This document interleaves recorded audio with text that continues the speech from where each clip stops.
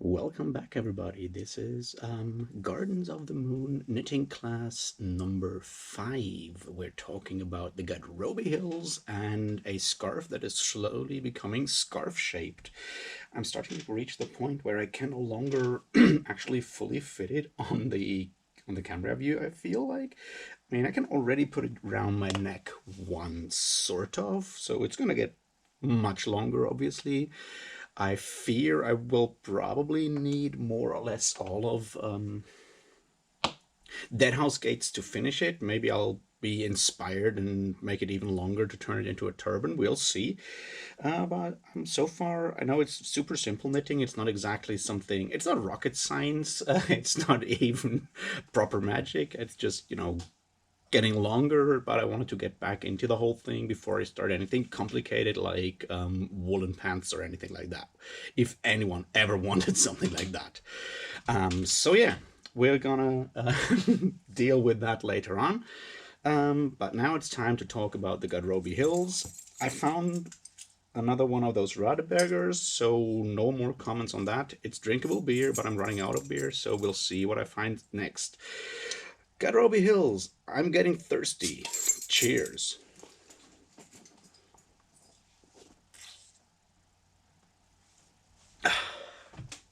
Alright, so we're in book 5 of Gardens of the Moon, volume 1 of the Malazan Book of the Fallen. And things are heating up, and we're leaving the city of Darujistan into the Gadhrobi Hills, which are apparently shortly outside. I have not looked at a map, so take that with a grain of salt. The actual distances are a bit hazy. It doesn't matter.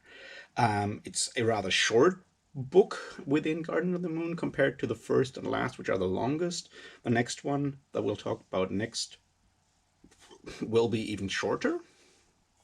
But now it's also a rather action-packed book. A lot of stuff is happening, and since I'm not talking about the plot here, go watch Iskar Jarak's videos on the plot. He goes through that stuff like chapter by chapter, and that's really where you should be looking at, not at my ramblings. I'm trying to mention stuff that pops into my mind while I'm rereading the thing for the third time now, and I'm trying to focus less on amazing lore stuff. There's a lot of lore stuff in this chapter as well, like in hints.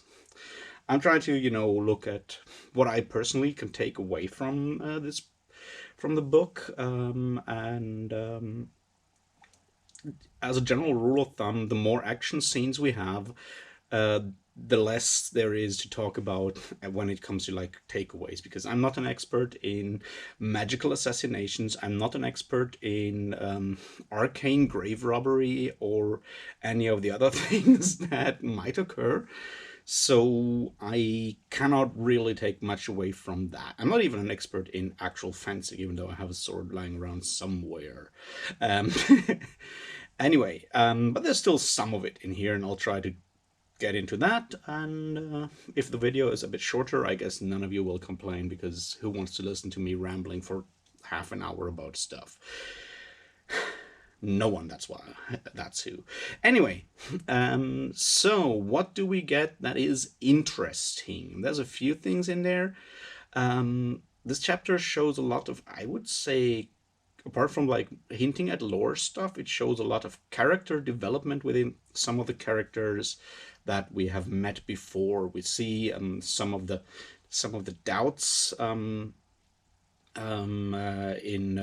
the adjunct surfacing again, and like cracks in her persona of the adjunct are showing up again, and that could possibly be read as a sign that total self-denial is not a valid answer when it comes to that overarching question of humanity and how to deal with the assigned role within a larger machine. Total self-denial seems to lead to the actual breaking of a tool.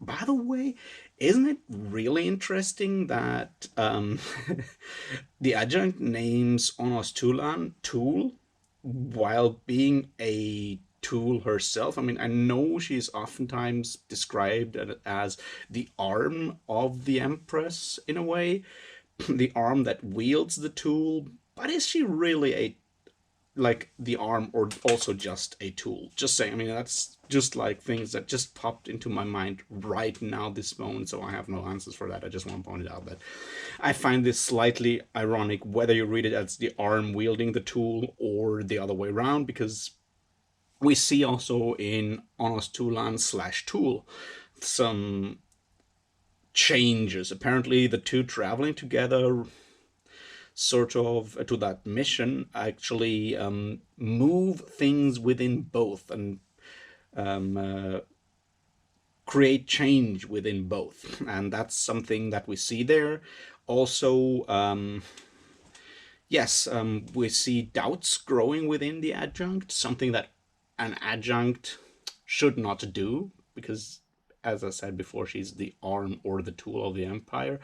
But apparently, this is impossible even for someone who has so far denied their self and their personality and their humanity to the point that Lon has. We see those cracks showing, and there's doubt whether what she's doing is actually correct or not. That's an interesting moral dilemma in there. Should she have those doubts, yes or no?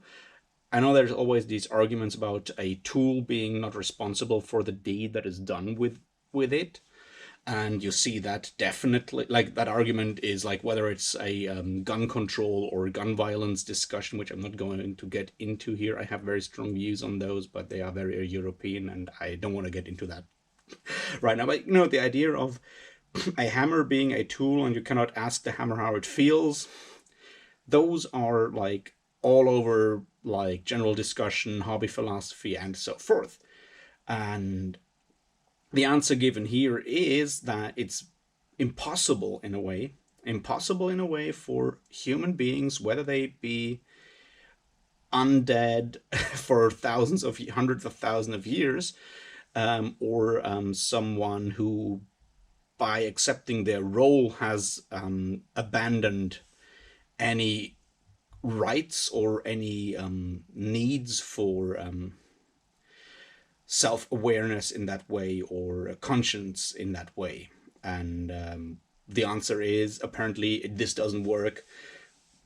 Sooner or later, some kind of doubt, some kind of conscience will establish, like, or reawaken. Reawaken sounds like a good thing, because when you parallel what happens to Tool and what happens to the adjunct, it is very, like, it goes in parallel. It's just that with Tool's history and age, it goes it's a much slower process. It's also writ much larger than it is on the adjunct, where the lifespan is obviously much shorter. So that's something that that I found interesting in there, the slow reawakening of their personalities in a way, their emotions, their conscience, that kind of takes them out of their assigned roles in a way. I think it's interesting that something that Tool said at some point, when he said that the significance of the deed that he does there when he helps Lon enter the barrow and free the tyrant and everything, that the magnitude of what he does there actually releases him from his vows and his bindings towards the Empire and her orders, so he can go wherever he wants after that. So that's, I guess, the key there, is like that as soon as those pressures created by the magnitude of what you're doing while you're denying yourself, as soon as those pressures rise above a certain level, it breaks those chains that bind you within that role, whether it's an oath or something else.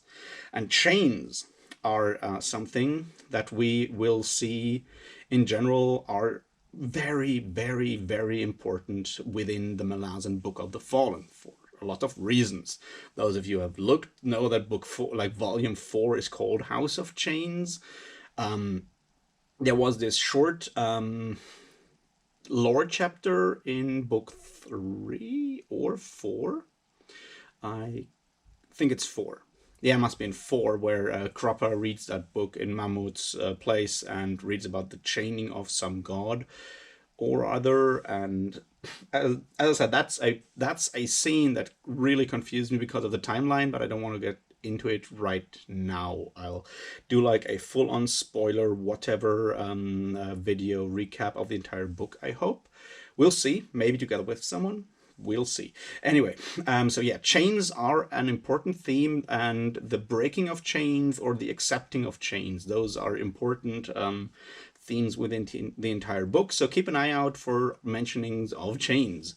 And one of them is right here, I guess, in a way that the that chains can be stretched too far or and break. Talking of chains, we have obviously more of that in the scene with Paran and Anamanda Rake and the sword. Dragnipur, we finally, I mean, it was mentioned before, like the feeling of change and so forth.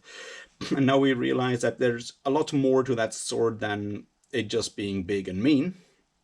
It's its own warren. We still, the idea of what a warren is still sort of kind of difficult to explain and understand at this point. I know there's an amazing video on it that Cal over at Very Good and Kind made, so go watch that warren video if you want the whole tea on how warrens, holds, and stuff like that work. So go ye forth and do that. I'll link it down below. I think that's a good idea.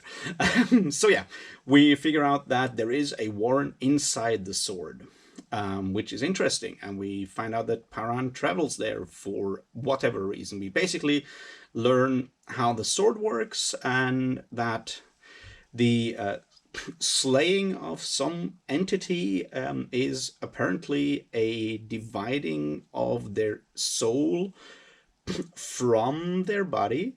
So yes, there's such a thing as souls within the Malazan universe. People are not, it's not a purely materialist world, because there is such a thing as souls. And yeah, they get snatched into the sword. We figured that out in this book. Something else, we have now a full-on confrontation between a god and someone who is at least as powerful as a full-blown god, if not a god himself, which kind of, the definition of god, as I mentioned before, is somewhat slippery within the Malazan universe. When we have Shadow Throne and Anamanda Rake facing off, and we obviously have more of this whole power level bargaining kind of thing going on there. There's apparently rules to the universe that force those two to, find a way to deal with each other.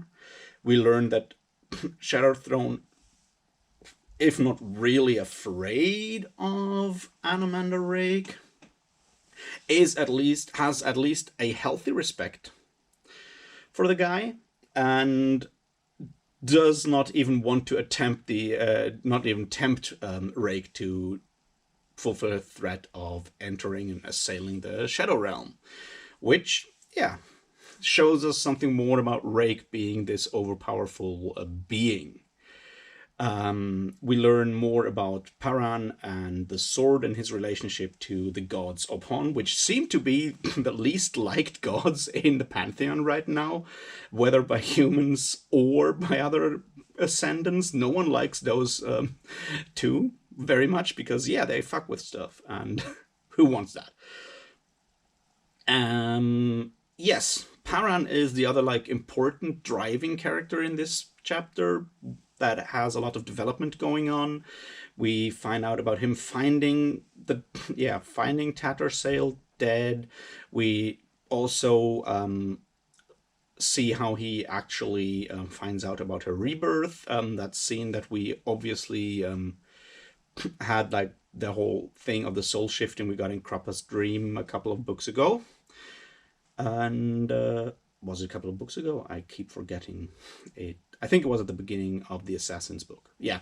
Anyway, so we have that. We see that. We see something high magic thingy going on there. And but at the point where Paran doesn't know that, we see how he and his way is reacting to the whole question of how to deal as an individual with an overpowering forces trying to push someone. He is the pawn of a god. He has to deal with manipulative high mages, people like that. And his reaction is one that I personally find very, very, I don't want to say attractive. It's something that rings very true with me as a person. It's like if people push me in any way, I usually react with anger and hatred. Not hatred, but a lot of anger and rebellion. I'm not saying that's a good idea. I'm not saying I'm not a very mature personality. And if I feel pushed, I usually push back. So Paran's character character arc of him realizing that he's pushed and being manipulated and standing up for his inner like virtue, not virtues, like his convictions and ideals, and using that righteous anger. It's a lot of righteous anger or even self-righteous anger in there, using that as a driving force at this point to deal with grief and to deal with all doubt and stuff like that. That's a very familiar feeling to me, which helps me to connect somewhat with Paran in a way as a character. Something I wasn't really aware of the last two times I read it. So interesting how that will develop in the further books when stuff happens. What else was there in book 5? I keep forgetting the numbers in book 5 that I found worthwhile.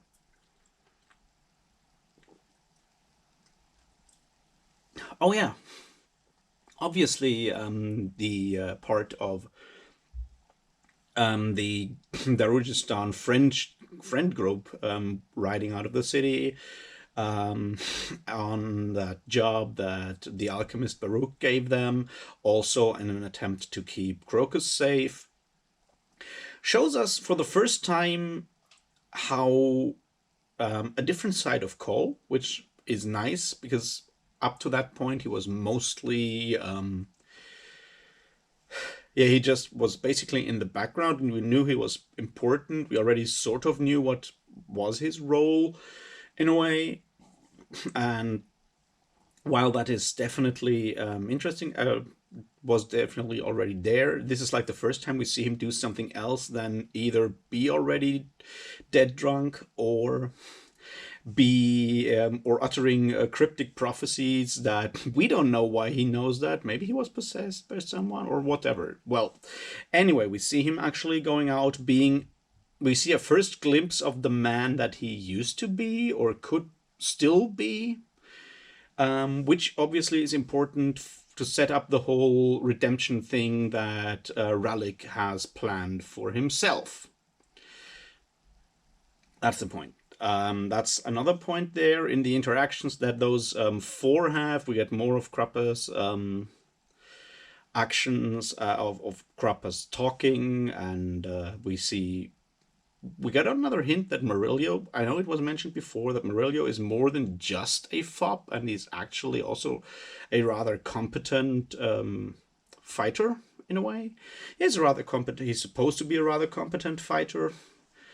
I mean, yeah, he manages to, when they get attacked, he actually manages to wound the adjunct, which is not the easiest thing to do. And we then see the results of Anomander Rake's bargain / deal with Shadow Throne, when we see when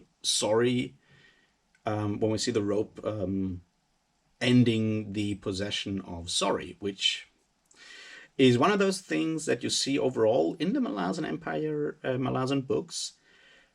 Be aware that almost everything that's in those books and in those, almost every action will show up later on in some other, like, place again and have consequences. Not all of those consequences are always, how can I say, are not all of those consequences are always important for the main stories or anything, but hardly anything just happens in a vacuum, which is very realistic, but also can also be very, how can I say that, can also be very difficult to actually keep in mind and actually encompass in your mind while reading it. Those small actions having large consequences. Yes, we also see the end of the whole Hairlock debacle, which has one or two things that are very interesting there. We see and are shown that power can corrupt. Power can actually corrupt, very literally in this case, when we see that Hairlock is gathering more and more power, but it's already corrupted power, it's chaotic power, and it twists him in a way. Now, obviously, Hairlock wasn't exactly sane to begin which is like that thing where you twist that twisting of that whole power corrupts, absolute power corrupts absolutely, saying that so many people are fond of, like, banding about. The other thing is like the Dune version of that. Read Dune, is a good book, and it has a huge influence on the Malazan Book of the Fallen, where Frank Herbert twists it to this. Power does not corrupt, but power attracts corrupted people or corruption. So we see a already slightly corrupted Hairlock being twisted and corrupted more and more by the power. So it's a two-way relationship between corruption and power. We also see that seemingly all-knowing Quick Ben has to admit that he has fucked up royally there, underestimated Hairlock's descent into madness and chaos and corruption. But obviously, yeah, and we see the consequences of that. We see the consequences of failure, which once again show us something, because while Quick Ben, sort of witnesses that through his connection with Hairlock and everything, he sees Paran and he sees Tok fall into the warren. What that teaches us about consequences is that most of our actions, while having consequences, might not have consequences we could either foresee or even know about in a way. It's like, yeah, he sees the results, but up to that point of awareness, he wasn't even aware that Paran and the captain and Tok the Younger were actually on the plane. So be aware that every action has consequences, and some of them are outside your awareness up to the point that you do something. That's another lesson that we can learn from this, from book 5 in this case. And it feels kind of unsatisfactory in a good way, is what I'm saying here. It's like you have these things that just seemingly go into a disaster and for no reason, because the whole Hairlock plotline feels a bit like a loose, weird end. It's like they do that, he goes mad, people die, that's it. Is it or is it not? We'll find out in later chapters. At this point, it feels very much like, if you look at the book on the, like, why does Erikson write something like that in his book? Couldn't he, leave the whole Hairlock plotline out? On that level, the Hairlock character arc feels strangely unsatisfying to me.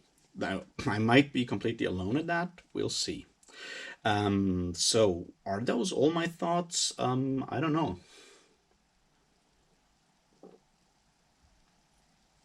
I feel like those are all my thoughts on the book 5 at this point. As I said, it's a rather short book when it comes to actual size, like page count, and it's also one that has a lot of action and not so much on the philosophical level or whatever.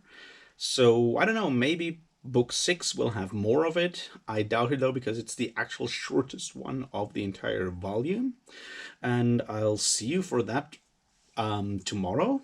And yeah, until then, I hope you're having fun. If you disagree with me, then go right ahead and yell at me in the comments. I really enjoy people yelling at me. It's something weird in my character. Until then, cheers.